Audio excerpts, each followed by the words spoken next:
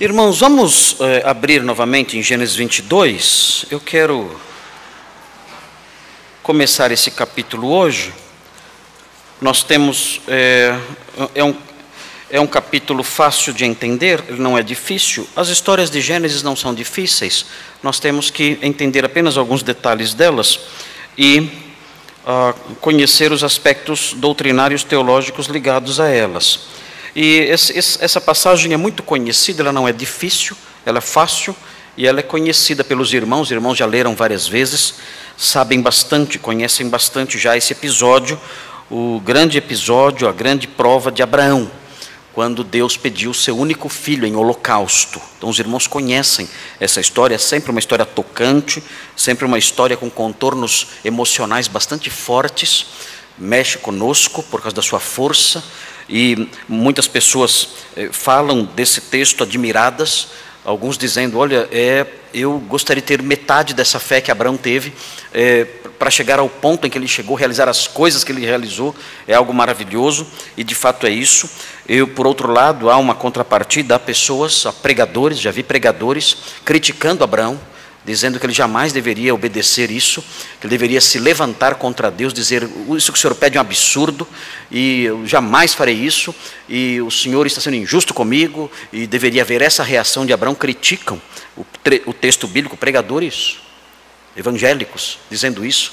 Existe isso hoje em dia, infelizmente. Há pessoas assim que são ateus que se tornaram pregadores, e estão então dizendo essas bobagens por aí, para lá e para cá. Todos nós sabemos que a palavra de Deus exalta isso. O autor de Hebreus, ele exalta esse episódio como sendo um episódio de demonstração singular de fé. E nós sabemos, nós que somos crentes, nós conhecemos a palavra de Deus e aprovamos o que ela aprova e reprovamos o que ela reprova. Nós olhamos para esse texto e sabemos, esse texto está aqui como um texto que mostra um exemplo positivo na vida de um homem que não vacilou um momento sequer quando o assunto era a fé em Deus. Gostaria de chamar a atenção para os irmãos acerca de alguns aspectos preliminares. Em primeiro lugar, esse texto, esse capítulo, ele tem um nome, ele tem um apelido que é dado a ele pela tradição judaica. E o apelido dado a esse texto pela tradição judaica é Akedá. Então, o que nós lemos aqui hoje é a Akedá. Nós lemos a Akedá. Por que tem esse nome? Akedá. O que significa Akedá? Akedá significa, em português seria amarração. O nome desse texto é amarração. Por que a tradição judaica deu esse nome para esse texto? Olha, lá na amarração é dito tal coisa. Olha, Abraão, por ocasião da amarração, ele fez assim e assim, ele disse isto ou aquilo. O Senhor, naquele texto, no texto da amarração, afirma isso ou aquilo. Porque esse é o apelido dado a esse texto. Amarração é muito simples, porque a Bíblia fala que Deus amarrou Isaque. O texto diz no versículo 9, o texto fala, chegaram ao lugar que Deus lhe havia designado, ali edificou Abraão um altar, sobre ele dispôs a lenha, amarrou Isaque, diz o texto. Então essa expressãozinha, amarrou Isaque, dá nome ao capítulo todo. O nome do capítulo então é esse, Akedá, amarração. Se alguém perguntar para você, você já leu a Akedá? Eu dizer, sim, já li. Eu li domingo à noite. Domingo passado eu li a Akedá, um dos textos mais tocantes do livro de Gênesis. Outro fator importante, interessante a se notar aqui nesse texto, é que esse texto descreve a última prova de Abraão referente à sua confiança em Deus no campo da promessa. E existe uma conexão, existem algumas conexões entre esse texto e o texto de Gênesis 12. Quando nós olhamos para Gênesis 12, nós percebemos que Abraão é convidado a abandonar a casa do seu pai e seguir para uma outra terra que Deus haveria de mostrar. Aqui em Gênesis 12, nós vemos o Senhor colocando Abraão à prova de certa forma, dizendo: olha, saia da sua terra e saia da sua parentela e vá para a terra que eu vou lhe mostrar. E Abraão creu em Deus. E ele fez isso. Ele rompeu com a sua família.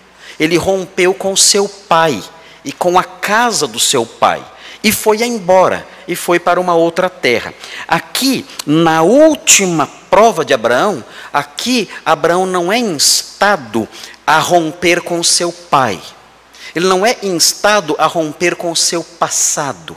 Aqui Abraão é instado a romper com seu filho, a romper com o futuro. Olha, eu já sei que você crê em mim ao ponto de romper com o passado e com seu pai. Eu já sei disso.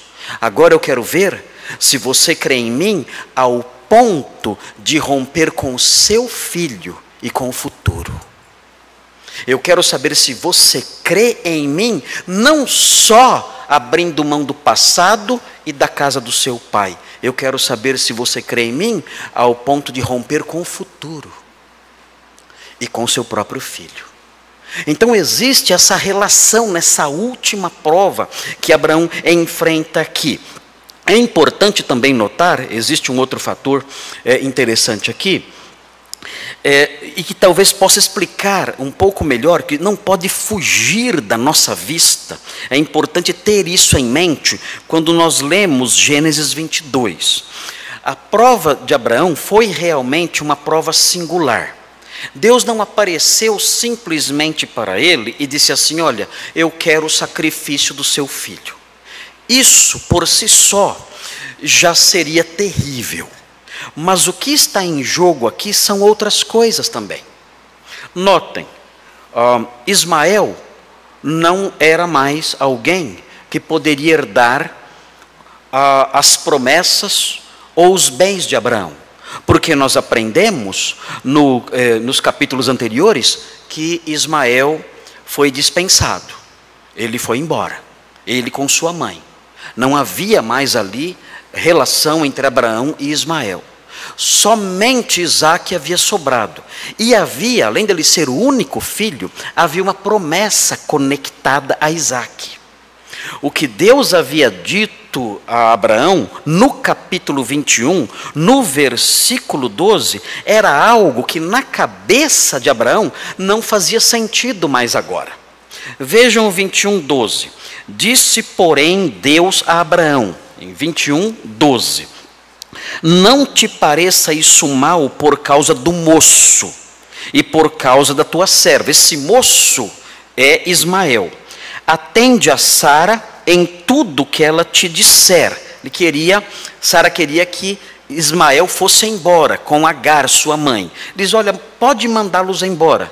Atenda ao desejo de Sara, sua esposa. Mande os dois embora. Por quê? E ele prossegue: porque por Isaque será chamada a tua descendência.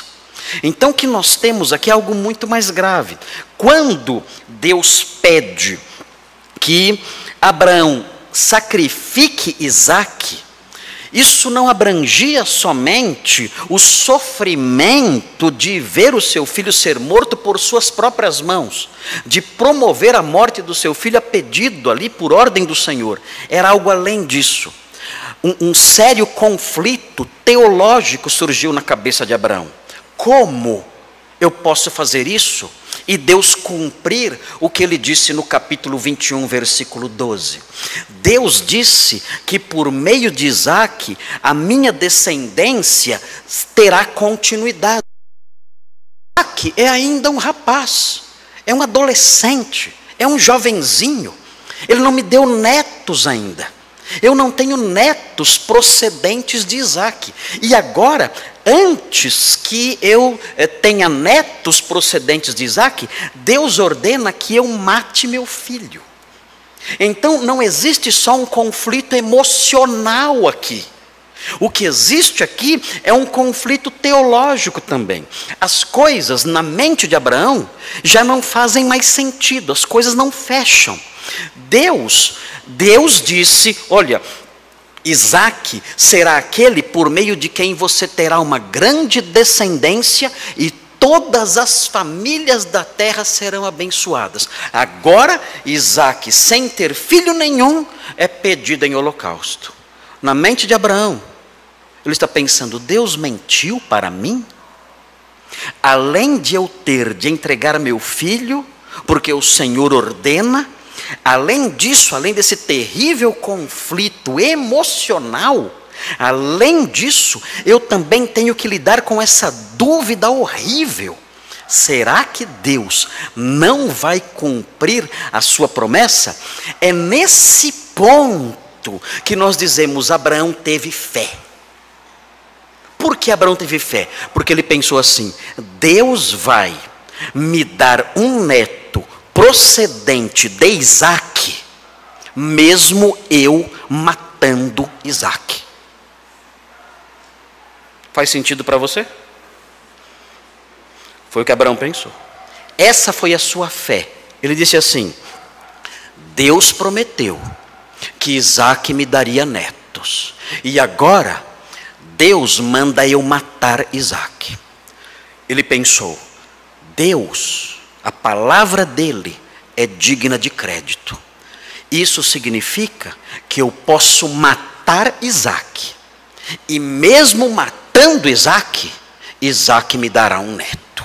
Eu creio no que Deus prometeu. Mas Abraão, Isaque vai morrer, você não está entendendo. Abraão diz, eu não tenho que entender. A fé não exige uma explicação lógica. A fé exige apenas que eu ouça o que Deus diz e aceite o que Deus diz. Eu não preciso fazer ligações cerebrais, ligações lógicas, não preciso fazer sentido. É claro que não faz sentido, eu sei que não faz sentido, mas eu creio no que Deus falou, eu creio no que Ele prometeu. A minha fé é a seguinte, eu creio assim, eu vou matar Isaque e Isaque me dará netos. Faz sentido para você? A lógica da fé faz sentido para você? Essa é a fé que a palavra de Deus exalta. É uma fé que nem sempre eu consigo explicar as suas conexões. Nem sempre eu consigo mostrar o modo como ela faz sentido. Ela é depositada sobre a palavra de Deus. Eu olho o texto, eu vejo o que Deus falou e eu digo, eu creio. Mas como você harmoniza isso com aquela outra palavra? Eu não sei harmonizar. O que eu sei é que as duas coisas são válidas, verdadeiras e eu creio nelas. Abraão, pense bem. Essas duas palavras de Deus não fecham, elas não se harmonizam. Numa, Deus diz que você terá netos de Isaque. Na outra, Ele fala para você matá-lo agora na adolescência. Você não faz sentido você crer nas duas coisas. Você tem que escolher uma delas para acreditar. Abraão diz, não, eu creio em toda a palavra de Deus, mesmo quando eu não consigo harmonizá-las. Eu creio. Essa é a fé que o autor de Hebreus exalta. Essa foi a fé que Deus elogiou em Abraão. É uma fé que ouve a palavra, aceita a palavra, age de acordo com a palavra, mesmo sem entender o modo como ela se harmoniza. Muitas coisas que nós vemos na palavra de Deus, nós não conseguimos harmonizar. Isso compõe a teologia bíblica. Isso compõe a teologia cristã. Nós não conseguimos harmonizar algumas coisas. Nós nos envolvemos em debates doutrinários, teológicos muitas vezes, porque não conseguimos explicar algumas coisas que Deus faz, que Deus fez. Nós não entendemos algumas coisas. E levantamos questões, e olhamos para textos que parecem não se harmonizar. No entanto, a fé A fé cristã, a fé de Abraão, a fé dos homens de Deus, olha para o texto e fala: eu não sei harmonizar isso, eu não sei. Eu sei que na mente de Deus e nos seus planos, tudo se harmoniza perfeitamente, mas eu não consigo harmonizar. O que eu sei então é que eu creio. Eu creio sem conseguir criar essas conexões harmônicas. A palavra de Deus diz, eu creio. Mas ela se contradiz. Parece que ela se contradiz, mas eu creio em tudo que ela fala. E é assim que eu vivo. Essa é a humildade da fé. Essa é a fé genuína. Ela não precisa se encaixar nos meus padrões intelectuais, nos meus padrões lógicos. Não. Ela precisa apenas entender o que o texto diz e crer. Só isso. Essa é a fé que Abraão teve e que a Bíblia exalta. É uma fé que vai contra, muitas vezes, a lógica. Outro fator importante, um aspecto literário que eu quero apontar para os irmãos aqui, é o seguinte: esse texto, até o versículo 19, ele tem 3 movimentos. Há 3 movimentos nele. Eu vou mostrar os 3 movimentos porque eu vou dividir a história nos 3 movimentos. São movimentos literários. É um recurso literário que o escritor estabeleceu aqui, ele fixou no texto. Esses 3 movimentos da história, eles têm marcas. O escritor bíblico, ele colocou marcas nesses movimentos. Ele mostrou onde o primeiro movimento começa e onde termina. Depois onde começa o segundo movimento e onde termina. Depois onde começa o terceiro movimento e onde termina. E os irmãos perceberão isso com muita facilidade aqui. É muito simples, é assim. Os 3 movimentos, eles começam com a expressão eis-me aqui. Todos eles. Cada movimento começa com a expressão eis-me aqui. E cada movimento termina com a expressão seguiam juntos. Seguiam juntos. O movimento começa dizendo eis-me aqui e termina dizendo seguiam juntos. É assim. Então você tem as 3 divisões aqui facinho. Por quê? Porque o próprio escritor colocou as marcas ali. Então eu, como expositor, eu vou obedecer às marcas. Eu vou seguir os movimentos. Veja então o primeiro movimento, está no versículo 1. Depois dessas coisas pôs Deus Abraão à prova e lhe disse: Abraão, ele respondeu: eis-me aqui. Começa o primeiro movimento. Agora você vai lendo e você chega no versículo 6. Tomou Abraão a lenha do holocausto e a colocou sobre Isaque, seu filho. Ele, porém, levava nas mãos o fogo e o cutelo. Assim caminhavam ambos juntos. Acabou o primeiro movimento. Tem aí a marquinha do primeiro movimento. Caminhavam ambos juntos. Acabou o primeiro movimento. Então a primeira divisão do texto começa no versículo 1, termina no versículo 6. Começa com o primeiro eis-me aqui. E termina no versículo 6, caminhavam ambos juntos. É assim. Eis-me aqui e juntos. Eis-me aqui e juntos. O segundo movimento, veja como começa. 7.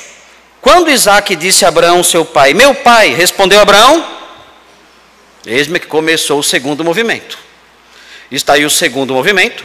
E o segundo movimento vai seguindo até que chega ao versículo 8.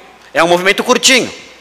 É o versículo 6, o 7 e o 8. Veja o 8. Respondeu Abraão: Deus proverá para si, meu filho, cordeiro para o holocausto. E seguiam ambos juntos. Está aí o segundo movimento. Então o segundo movimento é mais curtinho. Abrange o versículo 7 e o versículo 8. É curtinho esse movimento aí. E aí temos o terceiro movimento. Versículo 9. Prossegue assim. Chegaram ao lugar que Deus lhe havia designado. Ali edificou Abraão um altar, sobre ele dispôs a lenha, amarrou Isaque seu filho, deitou-o no altar em cima da lenha, e estendendo a mão, tomou o cutelo para imolar o filho. Mas do céu lhe bradou o anjo do Senhor: Abraão, Abraão. Ele respondeu: eis-me aqui. É o terceiro movimento. Fala, mas está no versículo 11. Na época não tinha versículo. Por favor, irmãos, dá uma força aí. Na época não tinha versículo. Então aqui você começa o terceiro movimento. O terceiro movimento é aquele cenário em que Abraão diz: eis-me aqui. E o terceiro movimento Prossegue até o versículo 19, o versículo 19 diz: então voltou Abraão aos seus servos e juntos foram para Berseba. Então seguiram eles juntos. Então nós temos os 3 movimentos aqui. Primeiro movimento, versículos 1 a 6. Segundo movimento, versículos 7 e 8. Terceiro movimento, versículos 9 a 19. Então nós vamos hoje começar aí, claro, vendo o primeiro movimento. Vamos ver o primeiro movimento da história. Então os irmãos vão me acompanhar.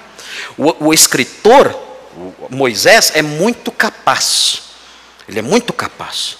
Ele fez essas divisões de modo inteligente. Ele sabe escrever. Ele usa de artifícios literários. O que ele quis transmitir com isso? É difícil saber.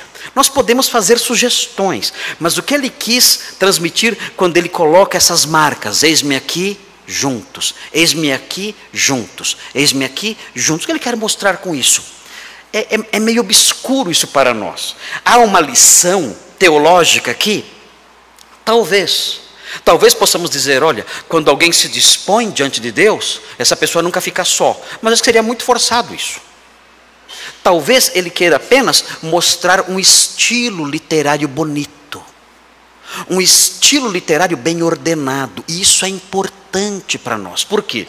Porque se é esse o caso, se o autor bíblico, movido pelo Espírito Santo, quis demonstrar aqui uma excelência estilística, literária, então nós aprendemos que Deus gosta muito da arte.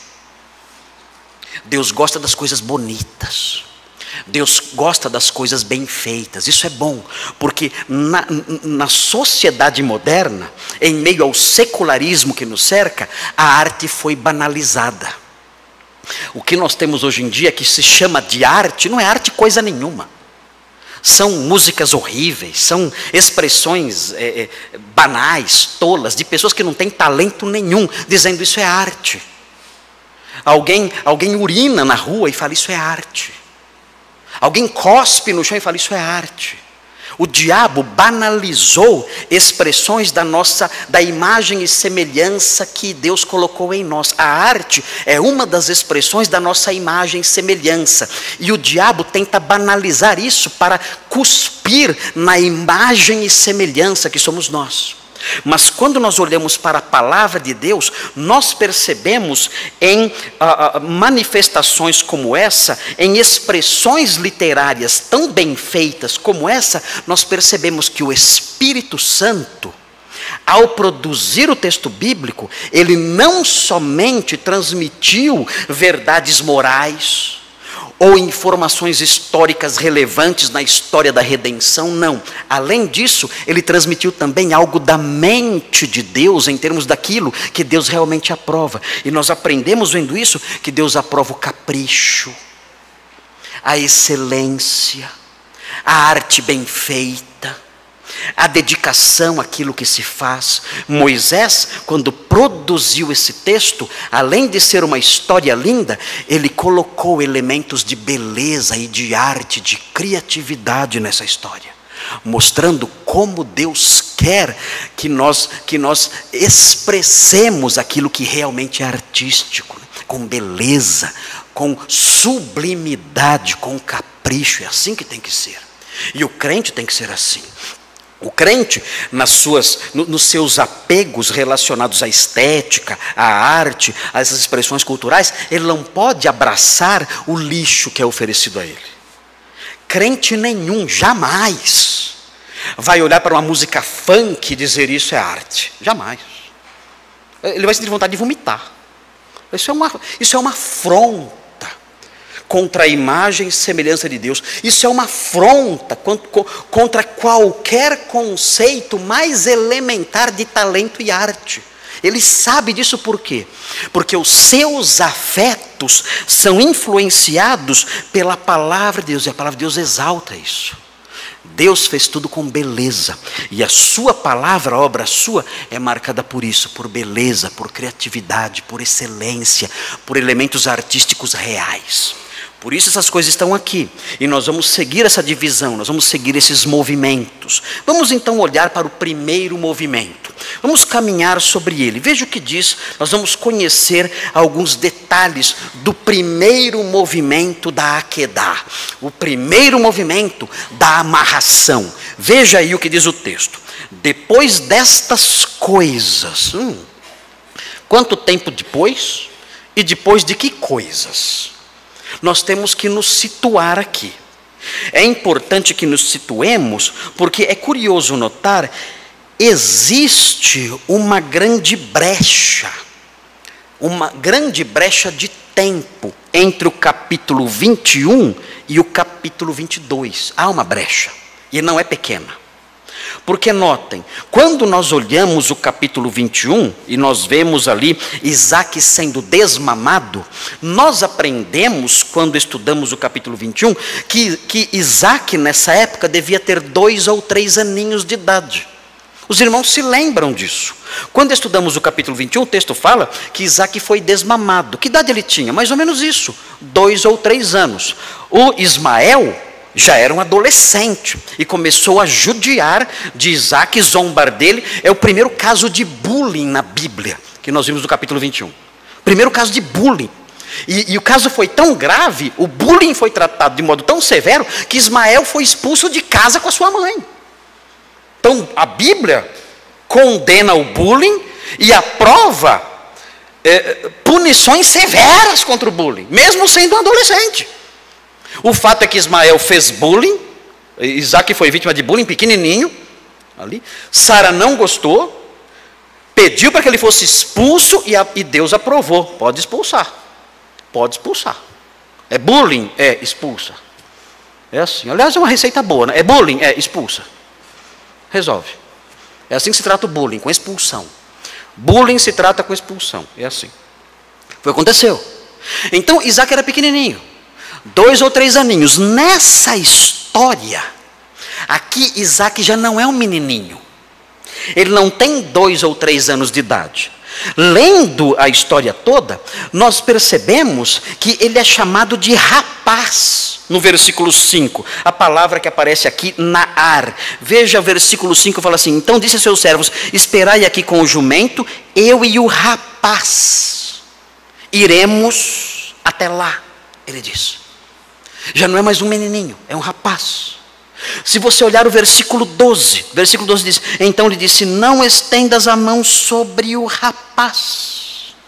Isaac já é um rapaz. E mais, você deve observar que no versículo 6, Abraão faz algo interessante. Ele pega a lenha do holocausto e a colocou sobre Isaac, seu filho. Ele pega a lenha e coloca sobre o garoto. Ou seja, não era um menininho, era um jovem. É possível que Isaac aqui já estivesse na adolescência. A palavra sugere isso. Talvez ele tivesse aqui seus 13, 14 ou 15 anos de idade. Muito tempo havia se passado. E estava lá Isaac já um mocinho ali. Ele ajuda, inclusive, o seu pai a carregar a lenha para o holocausto, do qual ele será a vítima sem saber. Mas ele sobe ali uma das montanhas de Moriá, carregando a lenha. Já é um jovenzinho. Então, quando o texto fala, depois destas coisas, o que nós temos aqui é um período longo. Um longo período. Depois dessas coisas, muito tempo depois, Deus fala com Abraão. É interessante notar, porque nós percebemos que a frequência com que Deus fala a Abraão de modo direto não é tanta. Há longos períodos de tempo, longos anos se passam, então Deus vem e fala. Depois passam-se mais anos e anos e anos, e vem Deus e fala. É interessante notar isso. A manifestação direta de Deus, mesmo na época dos patriarcas, é uma manifestação mais rara.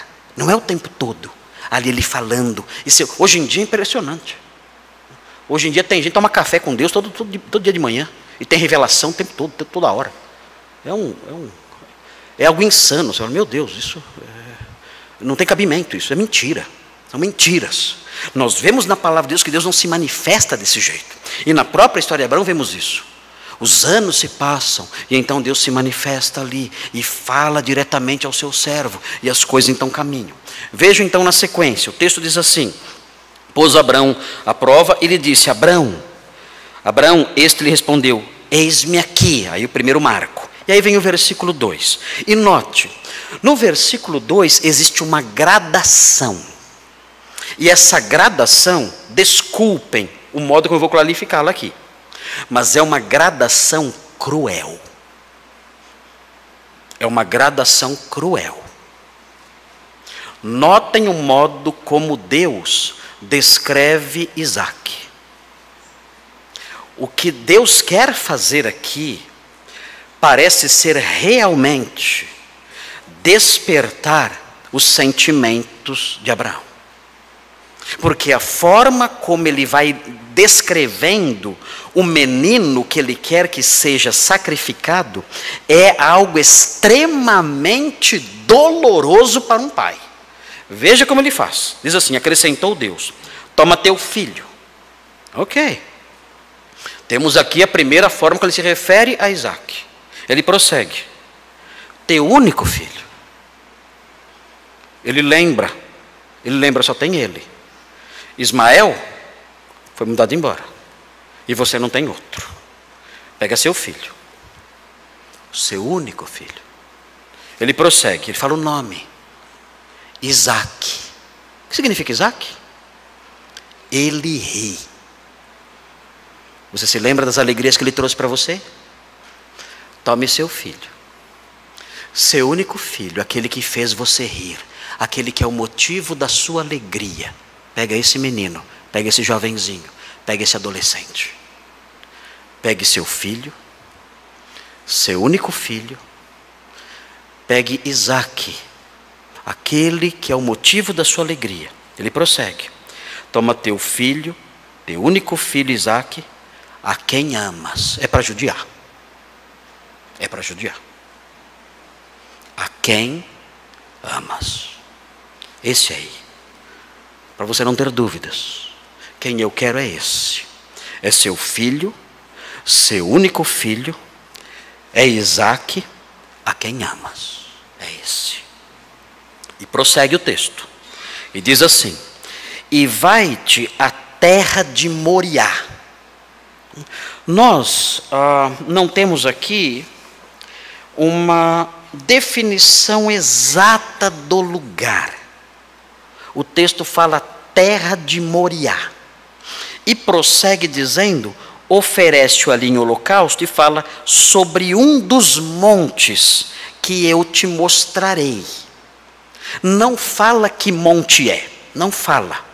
Existe uma tradição que diz que esse monte é um monte que recebeu posteriormente o nome de Monte Moriá. Mas o texto não fala que é esse monte. Existe sim o Monte Moriá. O Monte Moriá existe e é o monte onde foi construído o templo de Salomão, onde foram construídos todos os dois templos antes de ser o segundo templo destruído. Esse é o Monte Moriá. Mas aqui o texto não fala o Monte Moriá. O texto fala da terra de Moriá, uma região que tinha esse nome. E fala de um dos montes nessa terra. Existe uma passagem, 2 de Crônicas, capítulo 3, e por causa dessa passagem surgiu essa tradição. Veja na sua Bíblia, para os irmãos compreenderem, segundo o livro das Crônicas. Segundo o livro das Crônicas. Vejam no capítulo 3, para que os irmãos entendam por que a tradição surgiu, determinada tradição que eu quero falar agora. Segundo o livro das Crônicas, no capítulo 3, versículo 1. Diz assim, segundo o livro das Crônicas 3:1, fala assim: começou Salomão a edificar a casa do Senhor em Jerusalém. E vejam, no Monte Moriá. Vejam, os judeus lendo isso disseram: Moriá é o lugar em que Abraão ofereceu Isaac.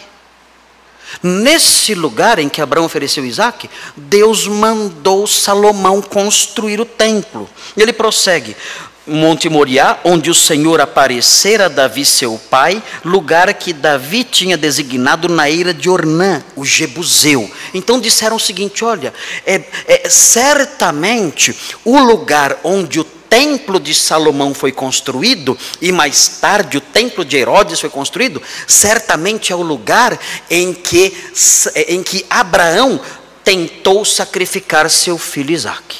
E dizem que é assim. E isso torna uma tradição bastante forte. Então, os irmãos que foram a Jerusalém comigo, aí alguns dias atrás, devem se lembrar da nossa visita ao Monte Moriá. O Monte Moriá, ele tem esse formato assim mais ou menos, ele é assim, ele é desse jeito, tem um declive.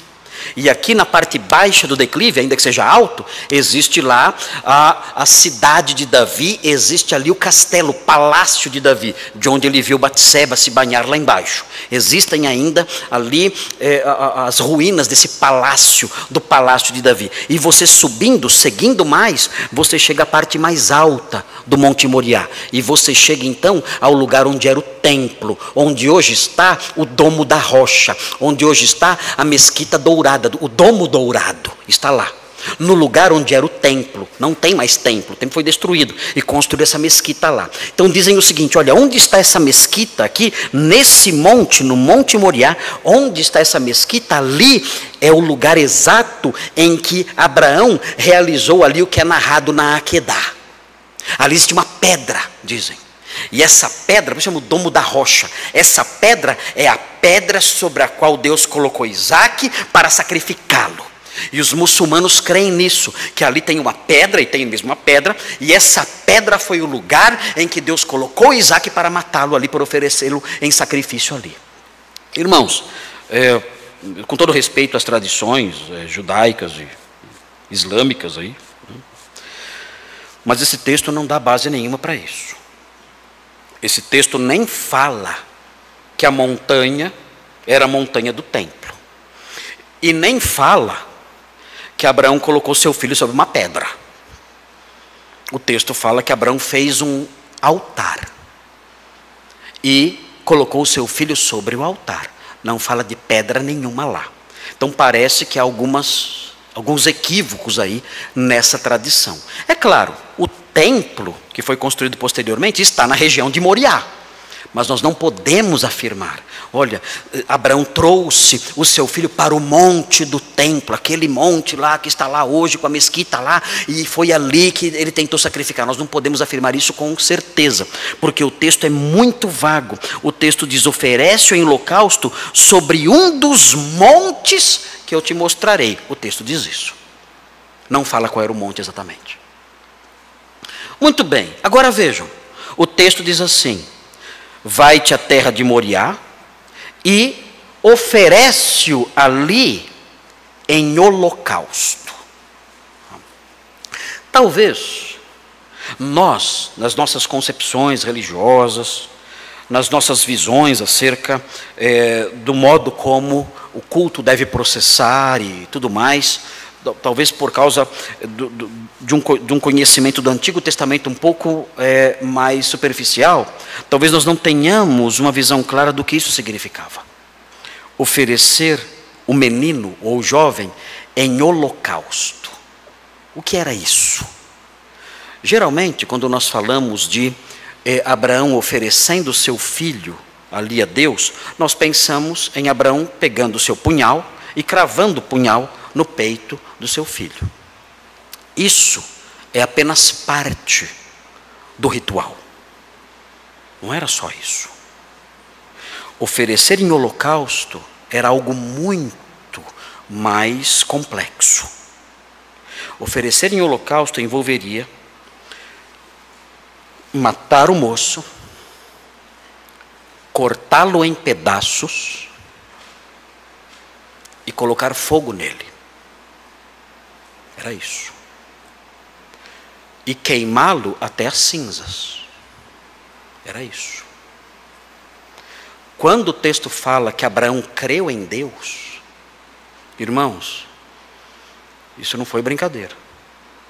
Ele acreditou no seguinte, notem bem, ele acreditou no seguinte: eu vou pegar meu filho, eu vou cravar esse punhal no peito dele, depois eu vou cortá-lo em pedaços, e depois de cortá-lo em pedaços eu vou atear fogo nele, e eu vou queimá-lo totalmente, e depois disso ele me dará netos. É isso. Essa é a fé. E depois disso ele vai me dar netos. Por quê? Porque Deus prometeu. Deus prometeu e Ele fará. Eu não sei como, mas é o que vai acontecer. Eu vou matá-lo com esse punhal, vou cortá-lo em pedaços, vou queimá-lo totalmente, e ele vai me dar netos. Para nós, quando nós lemos a Akedah, esses pensamentos não nos vêm à mente. Mas, quando nós olhamos a descrição disso, de um holocausto no Antigo Testamento, então nós podemos imaginar o que um judeu, quando lia esse texto, pensava. Veja em Levítico 1, observe, Levítico 1, para que os irmãos compreendam o cenário, o colorido dessa palavra, a palavra holocausto. Qual é o colorido dessa palavra? Veja, Levítico no capítulo 1, veja aí, Levítico 1, versículos 3 em diante, fala aqui sobre o holocausto, fala como era feito um holocausto, o que Abraão iria fazer com seu filho. O texto aqui vai dizer, veja aí na sua Bíblia, diz assim: se a sua oferta for holocausto de gado, aqui você deve ler o texto agora, pensando nessas coisas sendo feitas com o rapaz. Então veja, se a sua oferta for holocausto de gado, trará macho sem defeito, à porta da tenda da congregação o trará, para que o homem seja aceito perante o Senhor. E porá a mão sobre a cabeça do holocausto, para que seja aceito a favor dele, para a sua expiação. Depois, imolará o novilho perante o Senhor, e os filhos de Arão, os sacerdotes, apresentarão o sangue, e o aspergirão ao redor sobre o altar, que está diante da porta da tenda da congregação. Então, ele esfolará o holocausto e o cortará em pedaços. E os filhos de Arão, o sacerdote, porão fogo sobre o altar e porão em ordem lenha sobre o fogo. Também os filhos de Arão, os sacerdotes, colocarão em ordem os pedaços, a saber, a cabeça, o redenho, sobre a lenha que está no fogo sobre o altar. Porém as entranhas e as pernas, o sacerdote as lavará com água e queimará tudo isso sobre o altar. É holocausto, oferta queimada, de aroma agradável ao Senhor. É isso. Isso é um holocausto. Na mente do leitor do Antigo Testamento, do judeu, quando o texto fala ofereça seu filho em holocausto, eram esses pensamentos que vinham à mente do leitor.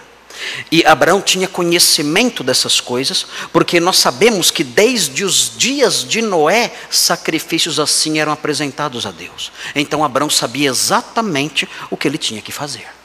É por isso que ele racha a lenha. É por isso que ele leva fogo. Ele sabe que ele tem que fazer isso aqui. Algo semelhante a isso que nós vemos em Levítico. Vejam então a sequência. O texto prossegue e o texto entra agora no versículo 3. O versículo 3 é um versículo silencioso. Ninguém fala no versículo 3. É um versículo quieto e lento. Esse versículo é um versículo que fere, mas ele fere sem barulho. Há um barulho só no versículo, e o barulho do versículo é o barulho do machado na lenha.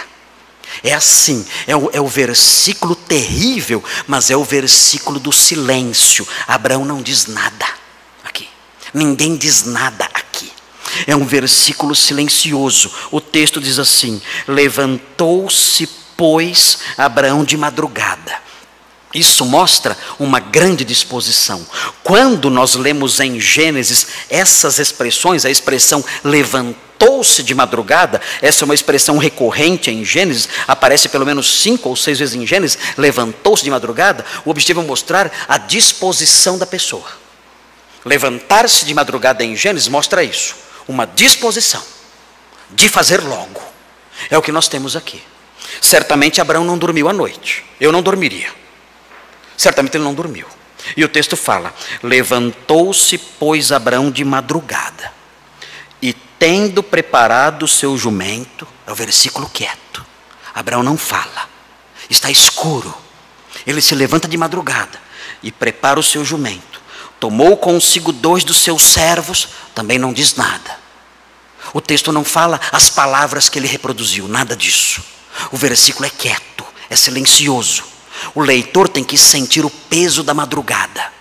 O leitor tem que sentir o frio daquela noite terrível. O leitor, observando esse texto, tem que entrar no ambiente terrível da narrativa.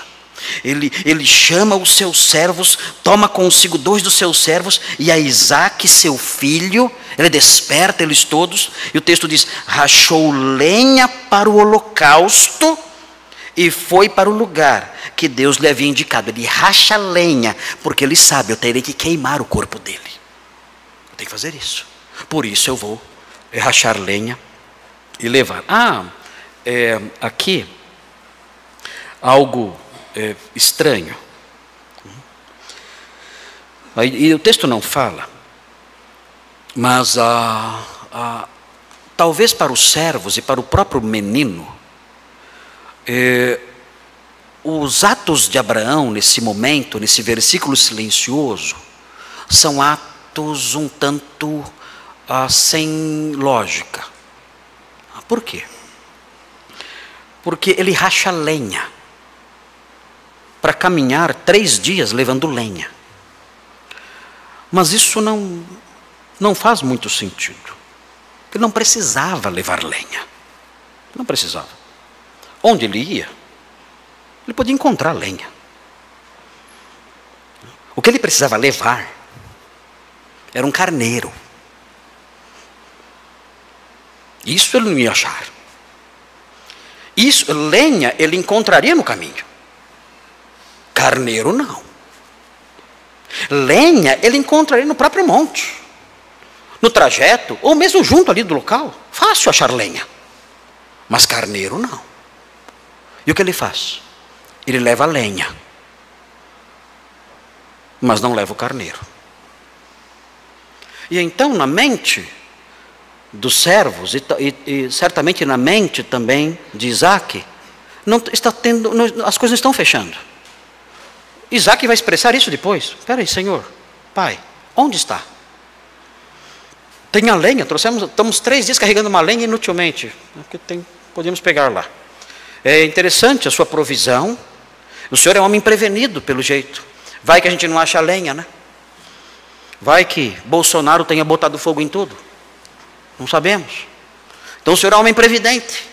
O senhor é um homem previdente e já preparou já a lenha, porque no caso praticamente impossível de nós não encontrarmos, tem aqui. Agora, eu não estou entendendo uma coisa. O senhor tão previdente ao ponto de trazer a lenha, não traz o carneiro. E no coração de Abraão ele fala assim: mas eu estou levando o cordeiro. Estou levando sim. Só que você não sabe que o carneiro é você. O carneiro é você. E você descobrirá isso logo, não agora, mas em breve você descobrirá que eu sou previdente sim. Eu sou minucioso nos meus preparos. Eu obedeço a Deus com todo cuidado.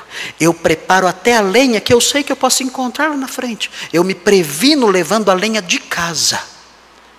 E esse meu cuidado não é diferente em relação àquilo que eu vou sacrificar. Porque aquilo que eu vou sacrificar, o cordeiro que eu vou sacrificar, eu estou levando sim. Você tem razão, eu sou previdente e cuidadoso. O cordeiro é você. Mas essas respostas estão dentro do coração de Abraão.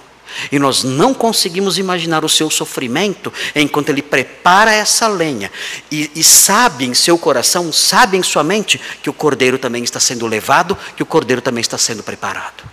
E o texto então prossegue. E vejam o que acontece depois de algum tempo. O texto chega no versículo 4 e diz assim: ao terceiro dia. Vejam como a jornada foi longa. Será que foi fácil para aquele homem? Não.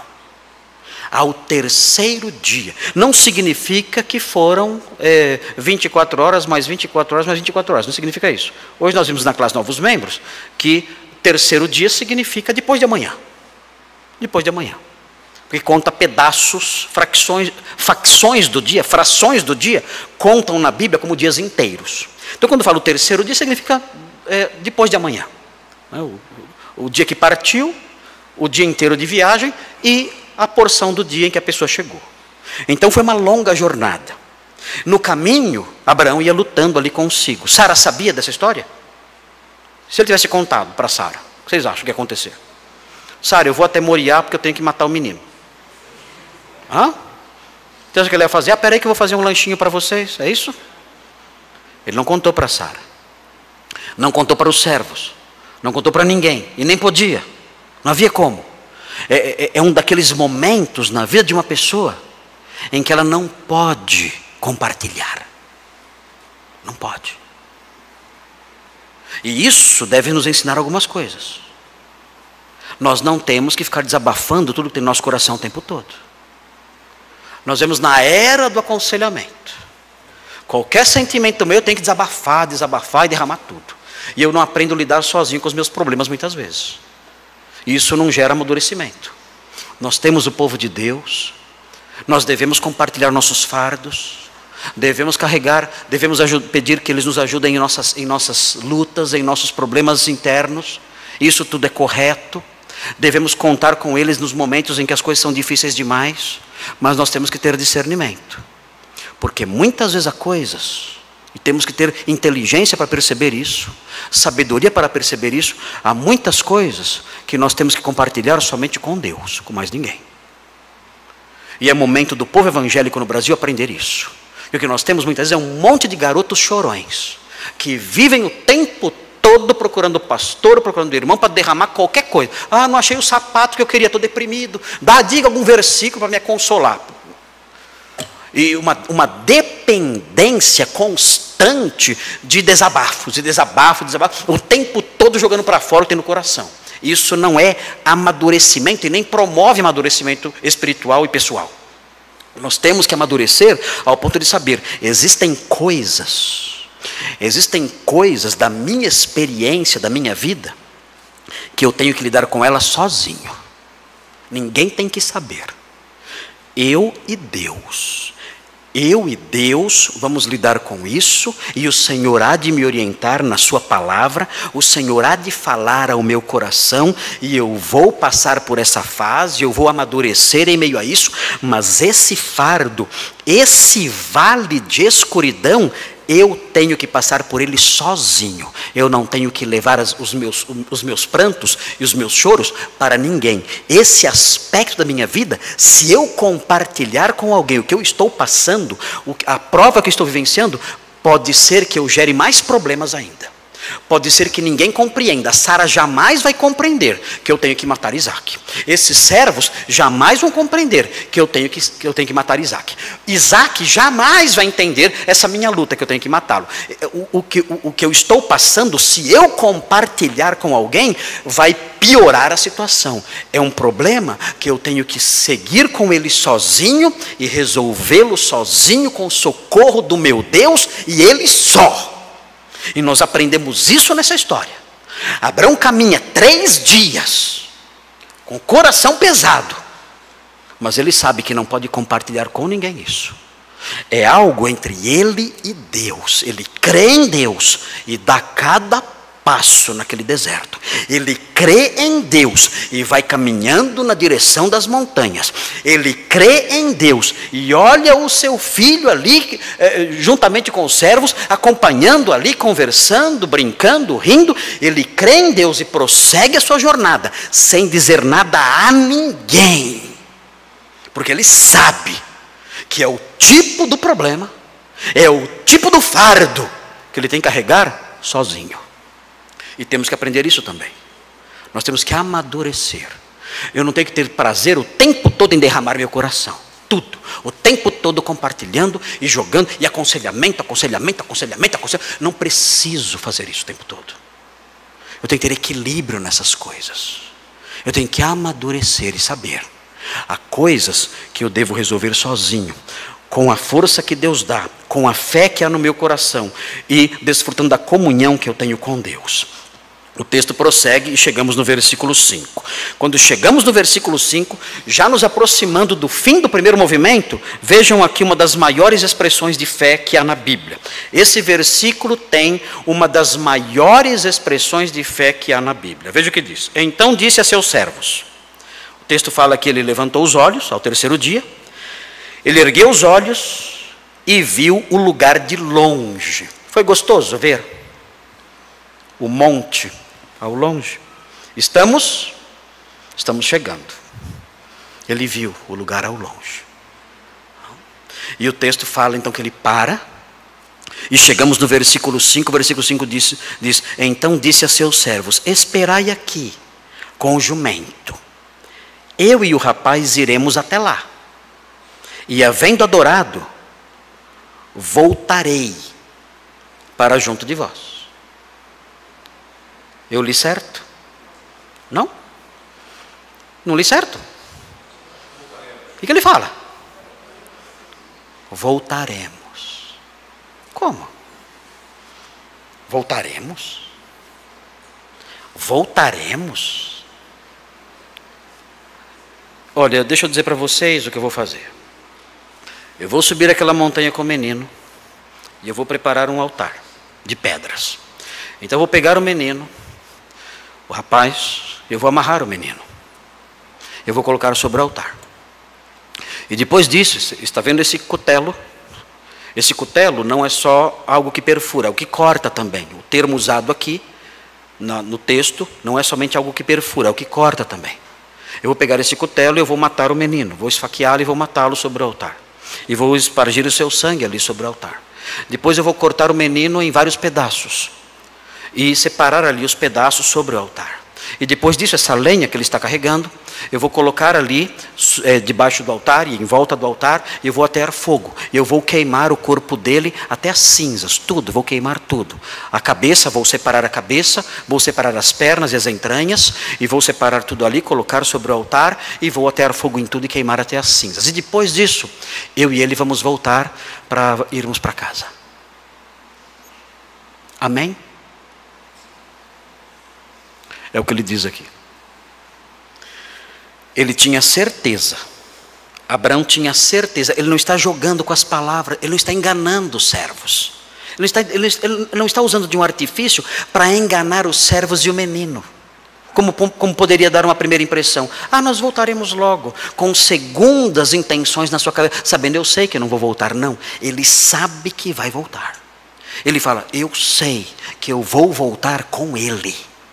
Eu sei que assim como eu vou subir o monte com ele, e vocês verão eu subindo o monte com ele, vocês podem ter certeza, eu vou descer esse monte com ele. E assim como eu fiz todo esse trajeto até Moriá, eu vou fazer esse mesmo trajeto até minha casa, com ele junto comigo. Por que ele cria nisso? O autor de Hebreus explica. Veja Hebreus capítulo 11. Nós aprendemos em Hebreus o que havia no coração de Abraão nessa hora. Veja Hebreus 11. Hebreus 11 entra dentro da mente de Abraão.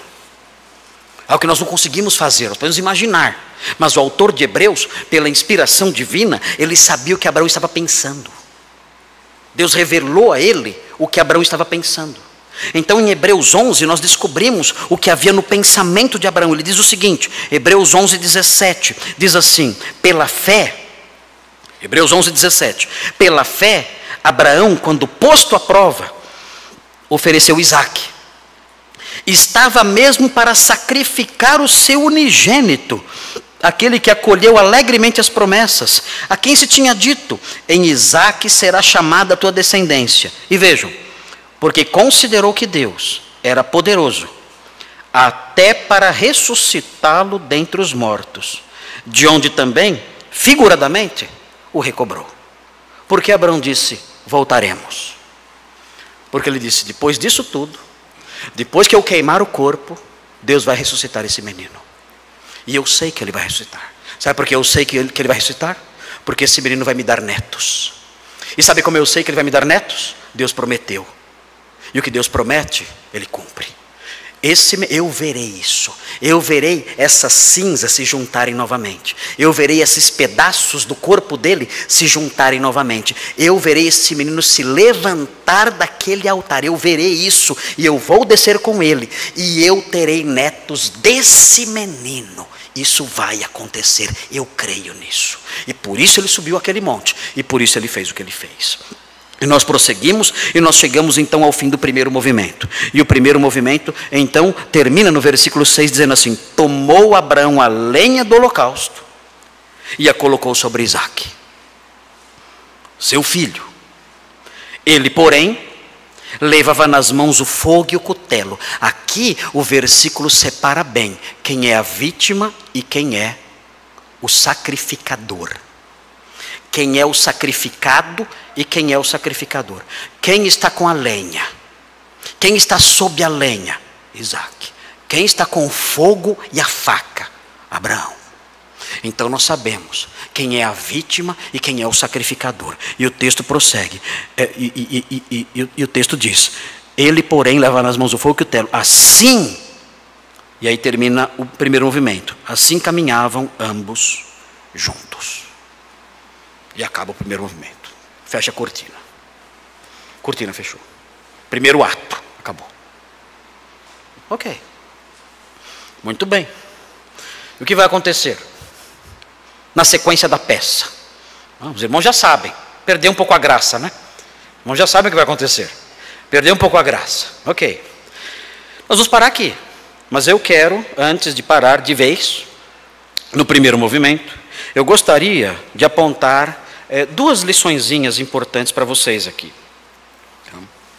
A primeira delas, que eu quero apontar para vocês, é algo relacionado à teologia dessa passagem. A teologia dessa passagem é dominante aqui, nesse texto, na Akedah, é dominante o conceito de prova. Prova. Deus prova os que creem nele. Deus prova aqueles que dizem, eu tenho fé no Deus de Israel. Ele faz isso. E quando olhamos para o texto em si, nós aprendemos por que Deus prova os seus servos. Por que Deus prova os seus servos? O versículo 12 diz, então lhe disse, não estendas a mão sobre o rapaz e nada lhe faças, pois agora sei que temes a Deus, porquanto não me negaste o filho, o teu único filho. Quando o texto fala que Deus pôs Abraão à prova, quando fala isso, nós encontramos no versículo 12 o objetivo disso. O objetivo é fazer com que a pessoa demonstre que teme a Deus. Mas temer a Deus nesse texto é crer nele. Deus quer que nós expressemos temor em relação a ele. Por isso ele nos prova. A prova faz com que nós expressemos temor. Mas o temor que nós expressamos, de acordo com esse texto, é crer. Quando eu creio em Deus em meio às provas, eu estou dizendo, eu temo a Deus. Como eu demonstro o temor do Senhor à luz desse texto? À luz desse texto, eu demonstro o temor do Senhor quando eu sou provado e digo, eu creio nele, haja o que houver. Ao fazer isso, ao dizer eu creio nele, haja o que houver, eu estou mostrando que eu temo a Deus. Mas no Novo Testamento existem outras afirmações acerca do temor do Senhor e de seus objetivos. Veja Tiago. Tiago mostra algo interessante. Veja rapidinho Tiago, abra sua Bíblia depressa em Tiago. Diz assim Tiago 1:2, diz assim, Tiago 1:2. Meus irmãos, Tiago 1:2, tende por motivo de toda alegria o passardes por várias provações. Aqui algumas traduções trazem a palavra tentação. É porque a palavra grega, traduzida como tentação, pode ser traduzida como provação também. São duas possíveis traduções, e isso vai depender do contexto da passagem. Aqui não cabe a palavra tentação. Aqui cabe apenas a palavra provação. Então, se na sua Bíblia a tradução é tentação, risque. Ah, eu vou para o inferno se eu riscar. Não vai não. Pode riscar e corrigir. Porque a tradução correta para esse versículo aqui, da palavra grega que aparece aqui, é a palavra provação e não tentação. Então veja, meus irmãos, tende por motivo de toda alegria o passardes por várias provações. É a tradução correta. Por quê? Por que eu devo me alegrar quando eu sou provado? O texto ensina, sabendo que a provação da vossa fé, uma vez confirmada, produz perseverança. Ele está dizendo o seguinte, olha, a provação tem um objetivo.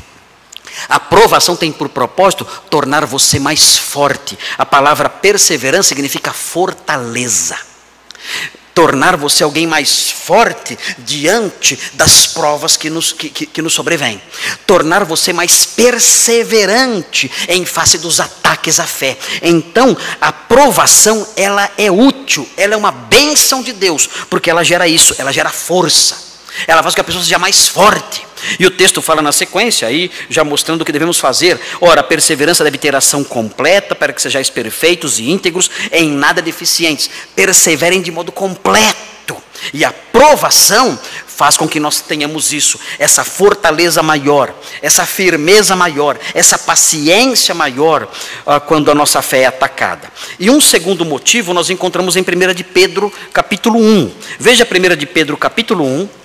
Versículo 6, 1 de Pedro 1, versículo 6, diz assim, nisto exultais, falando aqui sobre a salvação preparada para revelar-se no último tempo, nisto exultais, embora no presente, por breve tempo, se necessário, sejais contristados por várias provações, diz o texto de novo, aqui novamente a palavra provação, e vejam por que a provação é importante, diz o texto. Note bem, versículo 7, para que uma vez confirmado o valor da vossa fé, a provação mostra que a fé é verdadeira, valiosa. E prossegue, muito mais preciosa do que o ouro perecível, mesmo apurado por fogo, redunde em louvor, glória e honra. A provação faz com que a fé se demonstre verdadeira. E isso promove louvor, glória e honra. A quem? O texto diz, na revelação de Jesus Cristo. Quando alguém persevera, isso tem um efeito escatológico. Quando alguém persevera, é provado em sua fé e persevera mesmo em meio a dúvidas, mesmo em meio a sofrimentos. Ele persevera na fé e fica firme na fé e não duvida. E segue em frente, o texto diz que isso produz glória, honra e louvor ao Senhor no dia que Ele voltar. Quando o Senhor voltar, Ele não será glorificado somente pelos eventos presentes no momento da sua vinda, mas Ele será glorificado pela perseverança dos santos. Os santos perseveraram, passaram por várias provações, e a sua história particular redundará em louvor a Cristo. Vejam, esse povo, ao longo da vida, foi provado. E esse povo que foi provado ao longo da vida, perseverou. E isso enaltece o meu nome. A perseverança deles agora redunda em louvor e glória para mim. A minha perseverança tem efeitos escatológicos.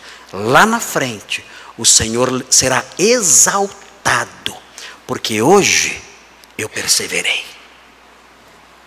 Essa é a mensagem importante. Mas eu tenho a mensagem para os não crentes também. E eu vou convidar os não crentes a me acompanhar num exercício curioso, olhando para o texto. Eu vou pedir para os não crentes olharem para os olhos de Abraão. O quê? Os não crentes agora vão olhar para os olhos de Abraão. Mas é possível fazer isso? É possível. Mas como? Por causa de um recurso literário que há aqui. Há um recurso literário aqui. E esse recurso literário faz com que o leitor olhe para os olhos de Abraão. E os não crentes agora vão olhar para os olhos de Abraão, respondendo ao apelo literário do escritor. O escritor, como eu disse, é inteligente. Ele é muito capaz, muito sagaz. Ele consegue fazer isso. Os que já são crentes vão olhar também. Vocês podem olhar para os olhos de Abraão também, os crentes. Mas especialmente os não crentes devem olhar para os olhos de Abraão agora. E nós vamos então fazer esse exercício. Vamos responder ao apelo literário do escritor. O escritor quer que façamos isso. Ele está dizendo, olha, observem os olhos de Abraão. Observem, 2 vezes. Ele faz você observar os olhos de Abraão 2 vezes. E vocês vão observar os olhos de Abraão 2 vezes agora. A primeira vez está no versículo 4. Vejam o versículo 4. O versículo 4 tem esse recurso literário. É um recurso que o escritor aqui no hebraico usa para fazer com que você acompanhe a visão de Abraão. Ele coloca uma câmera. Aquelas câmeras, como chama aquela? GoPro? É isso? Você coloca uma câmera, uma GoPro em Abraão. Abraão tem uma GoPro agora na sua cabeça aqui. E nós vamos acompanhar o seu olhar, vamos acompanhar os seus olhos. Vejam o que ele diz, vejam o que o texto fala. É a GoPro de Abraão. Vejam, o texto diz assim: ao 3º dia, erguendo Abraão os olhos, viu o lugar de longe. Acompanharam os olhos dele? Vocês acompanharam o movimento dos seus olhos? Abraão levanta os olhos. Você acompanhou o movimento? E o que ele viu? Ele viu um monte. E o que era o monte? Lugar triste. Lugar de morte.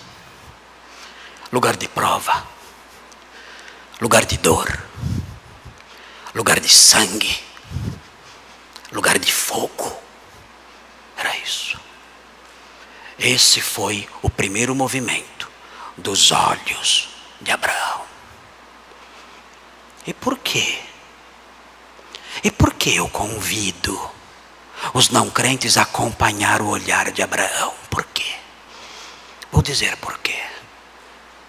Porque esse horizonte, esse cenário, desculpem, mas esse cenário é tudo o que vocês têm lá na frente. É isso. É isso. É doloroso dizer isso. É triste dizer isso. Fere dizer isso. Mas esse cenário, o monte da morte, o monte do sangue, o monte da dor, o monte do fogo, o monte do cutelo, o monte da lenha queimando, o monte da fumaça, é tudo o que vocês têm lá na frente. Acompanhem os olhos de Abraão. O olhar de Abraão produz dor. O olhar de Abraão produz desespero. O olhar de Abraão mostra uma expectativa terrível ali. E vocês devem olhar para isso. Acompanhem o olhar dele. Porque é isso que vocês têm. E isso só. Mas vocês não precisam ver somente isso. O texto prossegue. E o texto faz com que os olhos de Abraão tenham outro movimento. E é necessário que vocês aprendam a fazer esse mesmo outro movimento. É preciso que vocês olhem para o versículo 13. Porque no versículo 13, mais uma vez, Abraão mexe os olhos. Abraão movimenta os olhos mais uma vez no versículo 13. Vejam. Tendo Abraão erguido os olhos. É a segunda vez que ele move os olhos. Tendo Abraão erguido os olhos, viu atrás de si um carneiro. O que ele vê agora? O que os olhos de Abraão percebem agora? Agora os olhos de Abraão veem um substituto para a morte do seu filho. Agora os olhos de Abraão enxergam esperança, redenção, salvação. São os dois movimentos dos seus olhos. Os incrédulos têm só o primeiro movimento. Eles só olham para o monte da morte, da perdição, do fogo, do sangue. Mas os crentes não. Os crentes fazem os dois movimentos. Os crentes também olham para o monte da morte, da perdição, do fogo, do sangue. Mas eles fazem um outro movimento com os olhos. E eles olham para o Cordeiro.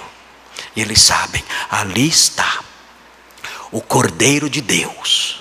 O Cordeiro de Deus que foi sacrificado no meu lugar.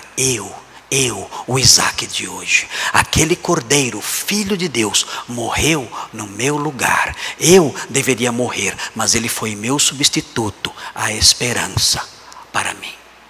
Se você não é um crente em Jesus Cristo, você só detém o primeiro movimento do olhar de Abraão. Se você permanecer assim, você terá esse fim apenas, somente o fim apontado pelo monte. Mas se você virar os olhos, levantar os olhos e se voltar para o Cordeiro de Deus, para a cruz de Cristo, então você terá esperança. É necessário que você se volte hoje para o Senhor Jesus Cristo. Olhe para Ele e diga: eu sei que há um futuro terrível me aguardando. Porque todos pecaram e estão destituídos da glória de Deus. Eu sei disso. Mas eu sei também que Deus enviou seu Filho, que é o Cordeiro de Deus que tira o pecado do mundo, que é o substituto do pecador. Eu sei disso. E eu olho para Ele agora. No monte só há desespero e perdição e morte. Mas eu olho para o Cordeiro também. E olhando para o Cordeiro eu digo: salva-me. O Senhor é o meu substituto, é aquele que morre em meu lugar, que morreu em meu lugar, que foi oferecido em holocausto em meu lugar. É o meu substituto santo, grandioso, suficiente. É para o Senhor que eu olho agora. E olhando para o Senhor agora, eu não preciso mais temer o monte. Eu posso desfrutar da esperança do Cordeiro. Todos que estão aqui devem fazer esses dois movimentos com seus olhos. Os que já são crentes, olhar para o monte da perdição e se lembrar que um dia olharam para o Cordeiro e foram salvos. E os que não são crentes devem olhar para o monte da perdição e saber: se eu não olhar para o Cordeiro, se eu não virar os meus olhos para o Cordeiro, e se eu não crer no Cordeiro que Deus providenciou para morrer em meu lugar, se eu não fizer isso, não há esperança nenhuma para mim. Vamos orar a Deus, pedir a Ele que essas lições decorrentes do primeiro movimento da Akedah fiquem gravadas no nosso coração. Senhor Deus, obrigado, porque essa história tão tocante, tão importante, ela nos enriquece e nos ensina. Nós queremos pedir, Senhor, que o Senhor abençoe cada um aqui. Queremos pedir que aqueles irmãos que estão passando por provas na sua fé, atinjam o objetivo dessa prova, que é a perseverança, a fim de que o Senhor seja glorificado no futuro. Pedimos também que o Senhor abençoe cada um aqui, a fim de que aprendamos com a narrativa referente ao olhar de Abraão. Que se alguém aqui tem à sua frente apenas a expectativa triste de morte, devastação, que o Senhor tenha misericórdia e ajude essa pessoa a voltar os seus olhos para o Cordeiro de Deus, Jesus Cristo, nosso substituto, e olhando para o Senhor, crendo nele, tenham vida e vida em abundância. Nós pedimos isso e agradecemos por essas coisas, em nome de Jesus, amém.